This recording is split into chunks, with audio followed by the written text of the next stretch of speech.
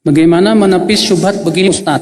Orang-orang salafi itu memahami hadis cuma sesuai konteks saja.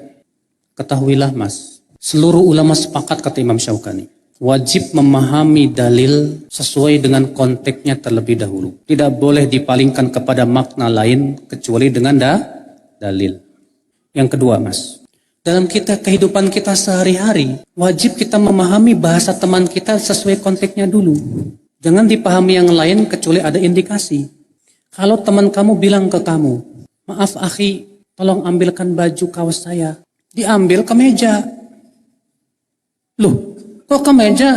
Saya kan bilang kaos. Menurut saya kaos ini baju. Itu kan konteksnya. Adapun yang bukan konteksnya adalah itu pakaian. Jadi saya memahami tidak sesuai dengan konteksnya. Ya udah saya kasih ke meja. Kira-kira kamu bisa terima nggak Mas? Allah dan Rasulnya berbicara sesuai dengan yang kita pahami tidak? Iya tidak? Itulah yang namanya fasih. Kalaulah maksud Allah, oh konteksnya begini tapi batinnya bukan begitu. Waduh, akan hancur Pak. Ini akan membuka peluang orang-orang zindik untuk menafsirkan seenaknya. Sesuai dengan apa? Hawa nafsunya. Mengerikan Pak. Makanya dalam ilmu usul fikih apa Pak? Dalil itu ada 3 macam. Ada nas, ada zahir, ada kebalikan zahir apa? Muawwal. Ada mujmal. Kebalikan mujmal apa? Mufassal. Apa itu nas? Nas adalah dalil yang maknanya hanya satu. Tidak memiliki makna lainnya. Zahir adalah dalil yang maknanya 2 atau lebih, tapi salah satunya yang paling kuat. Maka wajib dipahami kepada makna yang paling kuat dulu. Sampai ada dalil yang menunjukkan bahwa yang diinginkan makna yang lain. Zahir tuh. Nah ketika dipalingkan kepada makna yang lain karena ada dalil, maka disebut dengan muawwal. Yang ketiga apa? Mujmal. Apa itu mujmal? Kata-kata yang bersifat global. Maka yang sesuatu yang global belum bisa diamalkan sampai mencari dalil yang sifatnya apa? Terperinci. Pahami itu? Atau bahasa kita pun begitu Pak. Contoh, yang maknanya hanya satu. Tidak memiliki makna yang lainnya. Sabda Nabi apa? Kullu muskirin khamrun wa kullu khamrin haram. Setiap yang memabukkan itu arak.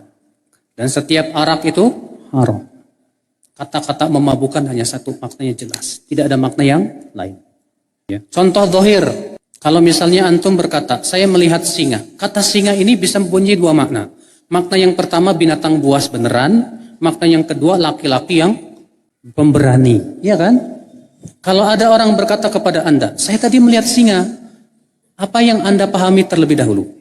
Anda harus memahami terlebih dahulu itu binatang buas. Sampai ada indikasi, saya tadi melihat singa menunggang kuda. Gak mungkin singa beneran. Ini pasti orang pemberani. Kenapa kita pahami demikian? Karena redaksinya mengharuskan seperti itu. Paham gak Mas? Maka dari itulah Pak, kalau ada orang berkata, si salafi itu terlalu konteks. Justru seharusnya kita bawakan dulu dong kepada konteksnya. Tidak boleh dipalingkan kepada makna lain kecuali dengan apa? Dalil. Kalau ada dalil lain yang memalingkannya, boleh, gak masalah. Selama dalil itu sahih. Yang salah itu Pak, memalingkan makna yang kuat kepada makna yang lemah tanpa dalil. Contoh, memalingkan tanpa dalil. Allah berfirman, Ar-Rahman wa 'alal arsyis tawa. Ar-Rahman 'alal arsyis tawa. Ar-Rahman istawa 'alal arsy. Istiwa di atas arsy. Apa kata mereka? Istawa itu ada 6 makna. Istawa artinya menguasai kata mereka. Kita katakan tadi dulu Mas. Istawa saja dalam bahasa Arab betul ada 6 makna. Tapi masalahnya ini setelah istawa ada ala. Dan dalam bahasa Arab makna istawa ala itu satu maknanya. Apa itu? Ala wartafa, tinggi bersemayam.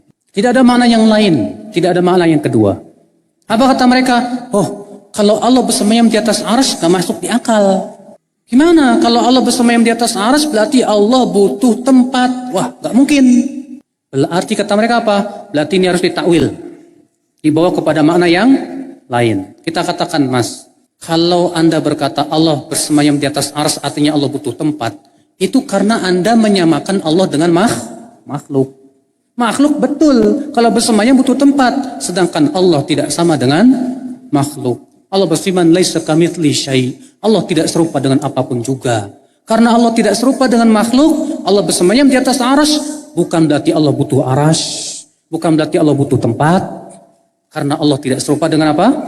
Makhluknya. Tapi menurut akalnya begitu. Akalmu tinggalkan dulu.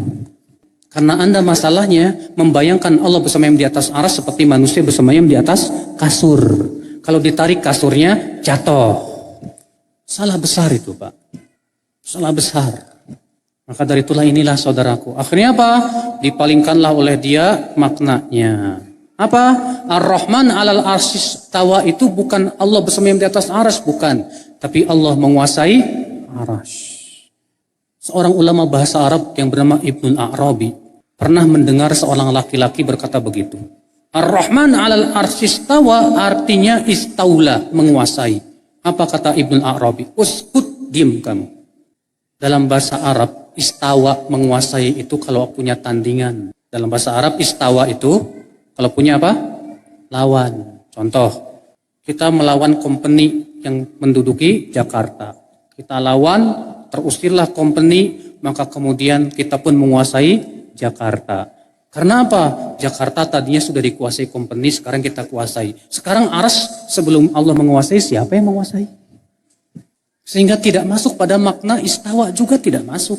Istaula maksudnya ya. Itulah saudara-saudara, makanya seluruh ulama sepakat di zaman dahulu ya, di zaman salafus saleh bahwa Allah bersemayam di atas